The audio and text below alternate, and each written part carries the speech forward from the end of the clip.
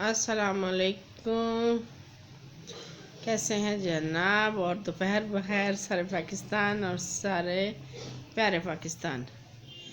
سردی نے جو ہے نا ہماری مت ماری ہوئی ہے، اور کافی دنوں سے جو ہے میں نے ویڈیو بھی نہیں بنائی، میرا جو ہے نا موبائل نہیں ٹھیک ہے، اور میں نے کہا چلو آج آپ سے ہیلو بھی کر لوں۔ تو ناک منہ ایک دم ٹھنڈا یخ، اور دوسرا میں نے کہا کہ آج میں ذرا ماسک پہن کے دیکھوں تو بھلا کیسی لگتی ہوں، ہے بھائی۔ بہت پرانے وقت کی بات ہے۔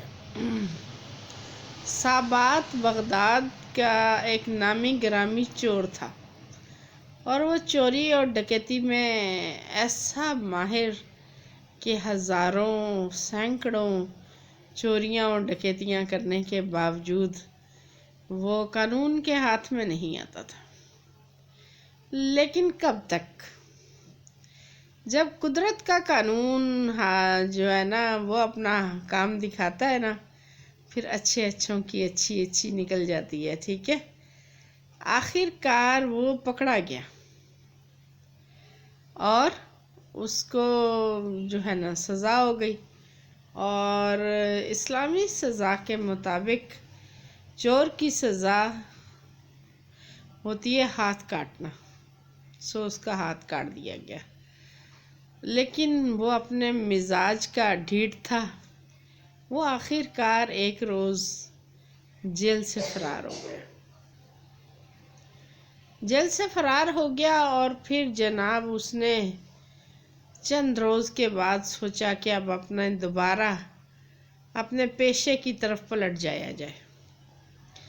وہ اپنی حرکتوں سے بالکل بھی باز نہیں آیا تھا، اور اس نے ایک گھر میں ایک اچھے بڑے گھر کے اندر وہ داخل ہو گیا، اور اس نے دیکھا کہ ایک طرف کھجور کے پتوں کی چٹائی بچھی ہوئی ہے، اور اس پر نماز اور چند ٹوپیاں پڑی ہیں، اور دوسری طرف جو ہے نا پشمینہ کے تھان ہیں، شالیں ہیں، کپڑے ہیں، اور سب کچھ جو ہے نا لاوارث حالت میں پڑے ہیں۔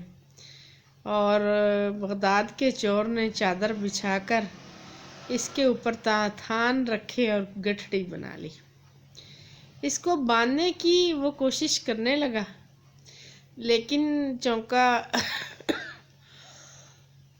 اس کا ایک ہاتھ جو ہے وہ کٹا ہوا تھا، اس لیے وہ بغیر کسی کی مدد کے نہیں باندھ سکتا تھا۔ اتنے میں ایک ضعیف شخص آیا، اس نے کہا کہ لاؤ میں تمہاری مدد کرتا ہوں، اور تمہیں جو ہے نا گٹھڑی باندھنے میں تمہاری ہیلپ کرتا ہوں۔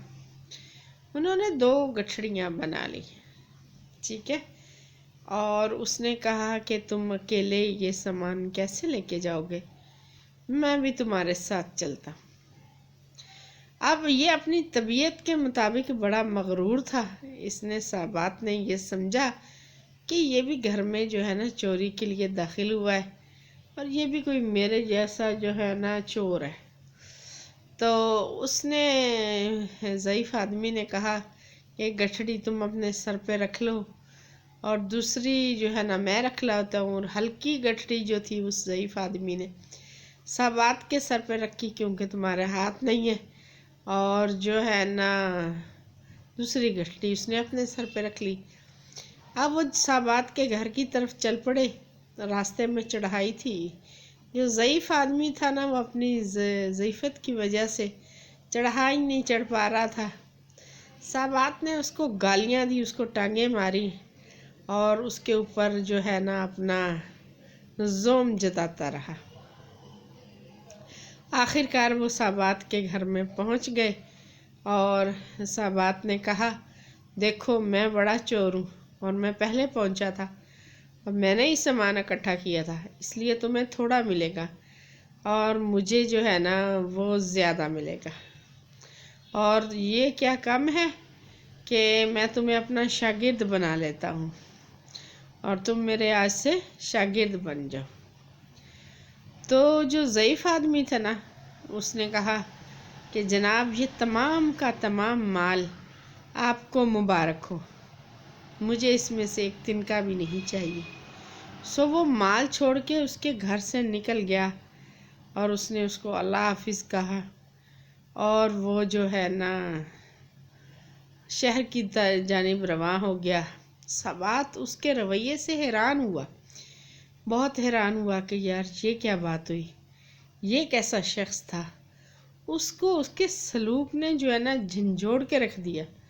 اس کا جو ضمیر تھا وہ بے چین تھا، اور پھر اگلے دن نہ وہ اس اجنبی چور کی تلاش میں نکلا تاکہ رات والے جو سلوک اس کے ساتھ کیا تھا اس کی معافی مانگ سکے، اور وہ دن بھر اس کو ڈھونڈتا رہا لیکن وہ اس کو نہیں ملا۔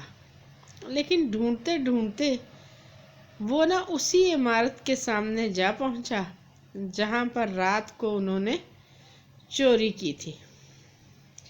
اس نے دیکھا کہ اس عمارت میں چوری ہوئی ہے رات، لیکن کوئی بھی افراتفری نہیں ہے، جیسے کسی کو معلوم ہی نہ ہو چوری کا۔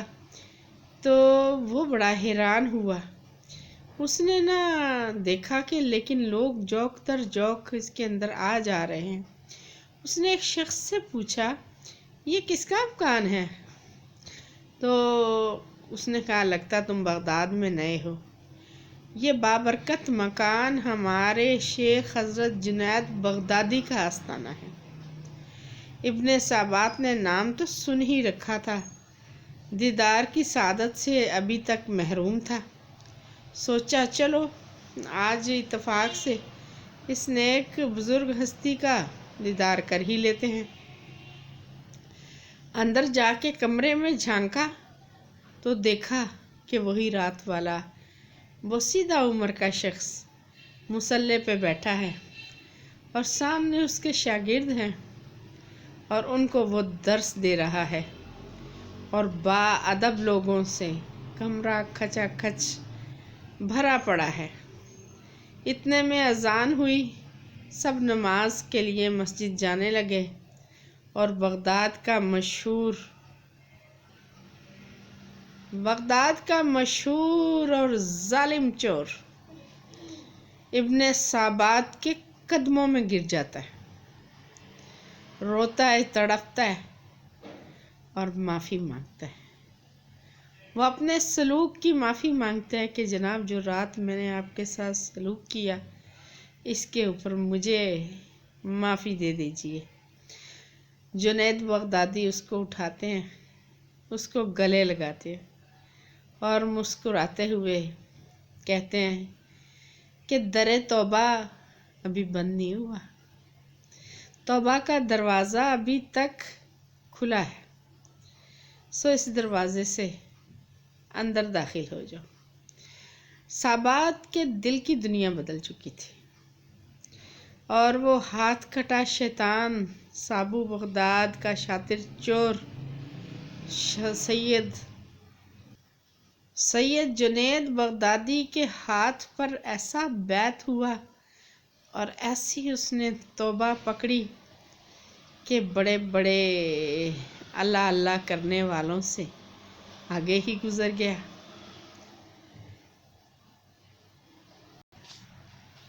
اور اتنا نام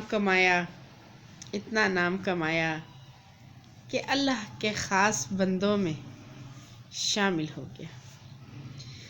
اللہ جب کسی کو سیدھا راستہ دکھانا چاہتا ہے نا تو وہ اس کو گھما پھرا کے کسی ایسی جگہ لے جاتا ہے کہ جہاں اس کے لیے در کھل جائے۔ یہ لمحہ میں سمجھتی ہوں ہر برے سے برے انسان کی زندگی میں ضرور آتا ہوگا، لیکن بات یہ ہے کیا ہم نے اس لمحے سے فائدہ اٹھایا؟ کیا ہم نے اس لمحے کو تھام لیا، یا ہم اپنے اندر کی ڈٹائی پر ڈٹے رہے؟